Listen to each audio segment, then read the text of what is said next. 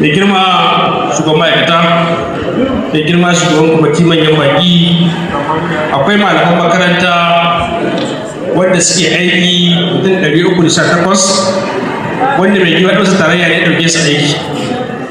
To a cikin su wata ƙungiya mai ƙarfin gaske, ƙungiyar nan suka haɗa kuɗi a rashin jagorancin Saifullah Mahmud, suka duba suka yi tunani suka ce su ba su ba da gudunmuwa irin aikace-aikacen da mai girma memba yake yi, su ba su shiga cikin wannan lada.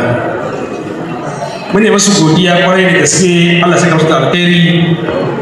Da girma shugaban kwamiti mai girma ya sani waɗannan malaman makaranta suka yi wani mai shafa mai ƙanshin gaske.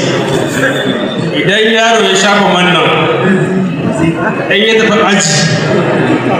ajin zai ta ƙanshi, yaro zai ta ƙanshi har ta da makaranta. Idan ya dawo break zai koma break ɗin yamma zai ɗauki man nan ya shafa, zai ta ƙanshi har gari ya waye. To idan baban ka sai maka man shafa wa farfa biyu ka ce aje ɗaya aje wannan ka ga ɗaya mai kyau na zamani wannan malamai suka fara.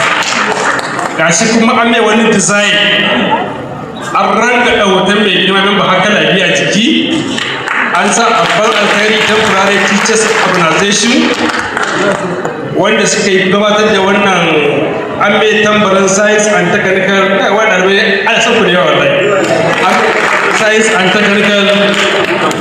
To sai dai kuma sun yi shi kai da kai, da yarwa ya ce ina bada guda ɗaya, an yi su guda 125 wanda kowane ɗalibi za a bashi ɗaya ya dinga shafa.